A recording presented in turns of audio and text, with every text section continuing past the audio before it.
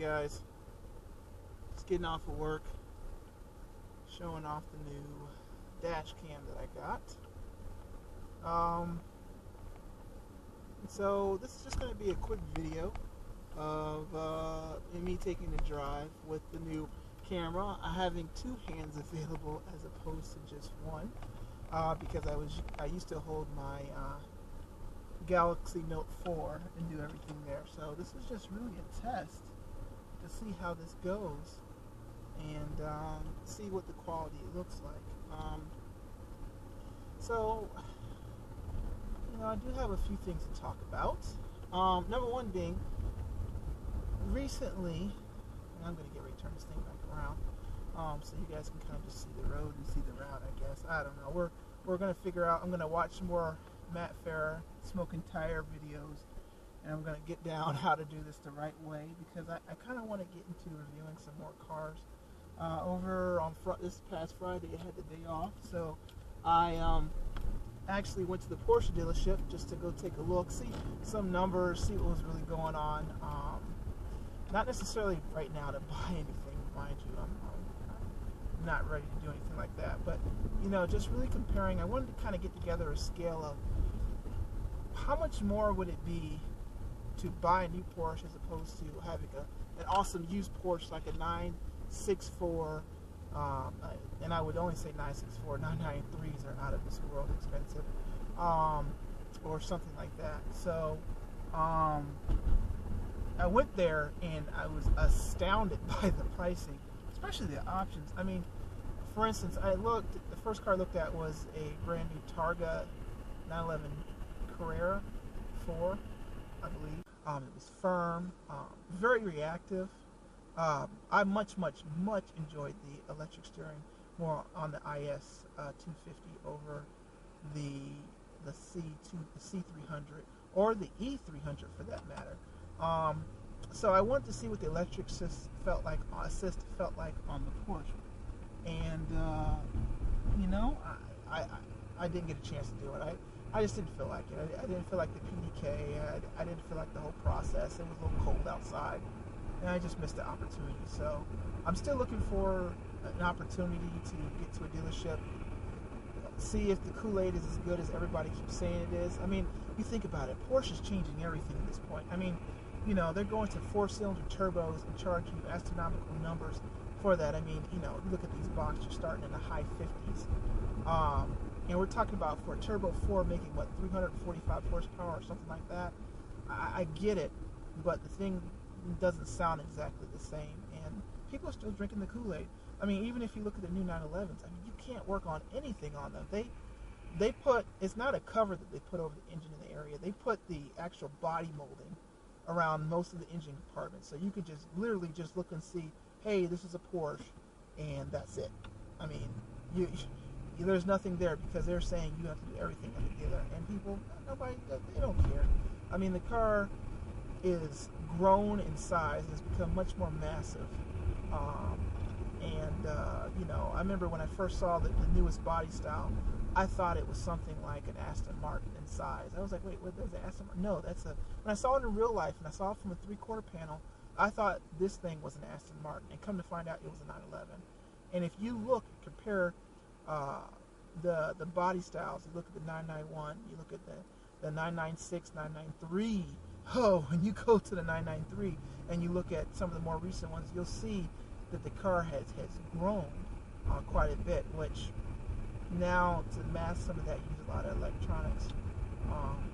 So I just want to see if they have allowed that car to become compromised. So that's why I went there. I didn't accomplish what I wanted to, but I'm still going to go back. Some things still on my list I want to check out. I really want to check out that Audi TT, the new one, because they've done some things style-wise to make it look better. I just wonder if it's a great package. So I got a couple test drives to do. I'm also tentatively thinking I was going to take my friend's Range Rover, his P38, and drive it during the winter. But I'm probably deciding against that at this point because that's going to require me pouring money into it, and it's not a car that I honestly probably want to keep, even though I like it a lot, and it's not a car that that I feel like that it'll be worth the investment. So I kind of thought, why spend my money in that type of vehicle and doing that if it's not what I want? I tell you what, if you guys go to YouTube and you check out, there's this guy up there ripping it hard in a Mazda RX-8. Believe it or not, you better come out there and cream somebody. But he's ripping it in a Mazda RX-8. Okay, and so let me give you a backstory. So I'm looking, and I really want an Italian car. I want something loud, stupid. I mean, something that doesn't have to have the best build quality, but it gives all the theater, all the sound. It can have a lot of road noise. It could disintegrate. So pretty much a Ferrari, but I can never afford a Ferrari. So I would like something in that area, but that's not going to happen. I mean, you can go get your Abarth or something to that degree, or an Alfa Romeo 4C, which is going to cost you a little bit of money, but it wasn't right. So I'm looking at this video, just gawking at this red Ferrari 488, and this guy is making an excellent video of it. And I'm looking at this thing, I'm watching it, I think it's awesome, and just saying, that's a crazy idea. Then for some reason I get this idea because I had an RX-8 before, and I remember that the sound was pretty decent. If you go on YouTube and you look at this guy, he's a hooligan. He's racing somewhere. I mean, and he's killing this thing. I'm pretty sure it's straight piped. It's got an intake on it, which when you put an intake on an RX-8, it really gives us a more exotic sound. And I mean, this thing was awesome. He was taking it to the max. So I quickly started searching on Craigslist for RX-8s, and lo and behold, they're pretty darn cheap. I mean, when I say cheap, I'm talking like you can get a decent RX-8 for like $3,800, maybe less. The thing about it is most people are really, really worried about the engine, and so most people that are selling them at 100,000 miles when they are pretty sure the rotary is going to break. So that, of course, the rotary, as you know, is a triangle, and it's got these seals that seal off the chamber, and they're not metal. I don't know if they're rubber or whatever, but they wear out eventually. So as they wear out, because of just normal use and using it, each individual combustion area loses compression. You lose compression in the engine, and so many people get rid of the car because of that known issue around 100,000 miles.